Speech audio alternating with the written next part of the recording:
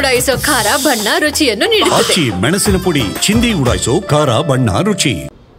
ಇವತ್ತು ಸಂಬಂಧಪಟ್ಟಂತ ಸರ್ಕಾರ ಇವತ್ತು ವ್ಯವಸ್ಥಿತವಾಗಿ ಮಾಡಬೇಕಾಗಿತ್ತು. ಇದನ್ನ ನೆನ್ನೆನೆ ನೋಡಿದ್ರು, ತಂಡದ ಆಟಗಾರರಿಲ್ಲ.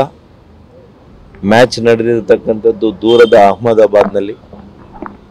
ಅಲ್ಲಿ ಗೆದ್ದಂತ ವಾತಾವರಣವನ್ನ ಇಲ್ಲಿ ಯಾವ ದೀಪಾವಳಿಗೂ ಕಡಿಮೆ ಇಲ್ಲದಂತೆ ಪಟಾಕಿಯನ್ನ ಸಿಡಿಸಿರ್ತಕ್ಕಂಥದ್ದು.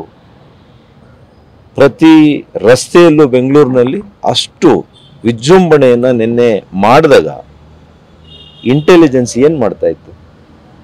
ಅವ್ರು ಹೇಳ್ಬೇಕಾಗಿತ್ತು ಇವತ್ತು ಕಾರ್ಯಕ್ರಮ ಯಾವ ಪ್ರಮಾಣದಲ್ಲಿ ಜನ ಬರ್ತಾರೆ, ಯಾವ ರೀತಿ ಅದಕ್ಕೆ ಸಿದ್ಧತೆಗಳನ್ನು ಮಾಡ್ಕೋಬೇಕು, ಯಾವ ರೀತಿ ವ್ಯವಸ್ಥೆ ಮಾಡಬೇಕು, ಯಾವ ರೀತಿ ಬಂದೋಬಸ್ತ್ ಮಾಡಬೇಕು, ಯಾವ ರಸ್ತೆಯಿಂದ ಅವರನ್ನ ತರಬೇಕು. ಮೊದಲನೇದು ಎಲ್ಲ ದ್ವಂದ್ವ ಮಾಡಿದ್ರು. ಇವತ್ತು ಮೊದಲು ಹೇಳಿದ್ರು ಪ್ರೊಸೆಷನ್ ಮೂಲಕ ರೋಡ್ ಶೋ ಅಂತ ಹೇಳಿದ್ರು, ಮತ್ತೆ ಹೋಮ್ ಮಿನಿಸ್ಟ್ರು ರೋಡ್ ಶೋ ಇಲ್ಲ ಅಂತ ಹೇಳಿದ್ರು, ವಿಧಾನಸೌಧ ಮುಂದೆ ಅಂತ ಹೇಳಿದ್ರು, ಆಮೇಲೆ ಚಿನ್ನಸ್ವಾಮಿ ಸ್ಟೇಡಿಯಂ ಅಂದ್ರು. ನಮಗೆ ಗೊತ್ತಿಲ್ಲ, ಇನ್ನು ಸಾಮಾನ್ಯ ಜನರಿಗೆ ಹೇಗೆ ಗೊತ್ತಾಗುತ್ತೆ ಎಲ್ಲಿದೆ ಏನು? ಎಲ್ಲ ಸಂಬಂಧಪಟ್ಟಂತ ಮಂತ್ರಿಗಳು ಹೋಗಿ ಆಟಗಾರರ ಹತ್ರ ಫೋಟೋ ತಗೊಳ್ಳೋದು, ಸೆಲ್ಫಿಗಳು ತಗೊಳ್ಳೋದು, ಅವ್ರ ಮಕ್ಕಳನ್ನ ಪರಿಚಯ ಮಾಡೋದು. ಅದಕ್ಕಿದೇನಾ ಇವತ್ತೇನ ಸಮಯ? ಇನ್ನೊಂದು ವಾರ ಆಗಿದ್ರೆ ಆಗ್ತಾ ಇರ್ಲಿಲ್ವಾ? ನಿಮ್ಮ ಮನೆಗೆ ತಿಂಡಿಗಳಿಗೆ ಕರೆದು ತಿಂಡಿ ಮಾಡಿಸ್ಬೋದಿತ್ತು ಅವ್ರನ್ನ.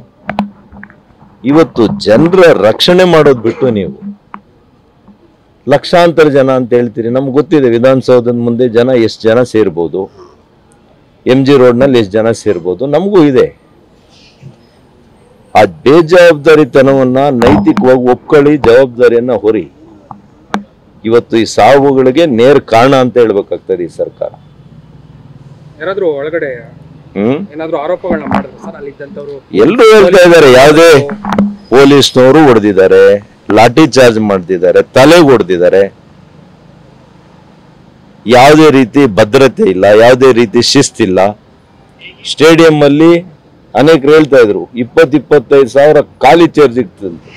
ಒಳಗಡೆ ಅವ್ರನ್ನ ಕರೆಕ್ಟ್ ಆಗಿ ವ್ಯವಸ್ಥಿತವಾಗಿ ಕಳಿಸೋ ಅಂತ ಕೆಲಸ ಮಾಡಿಲ್ಲ.